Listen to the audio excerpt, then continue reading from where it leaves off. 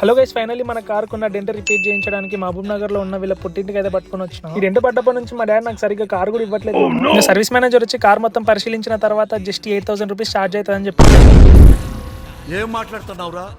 నరాలు కట్ అయిపోయింది.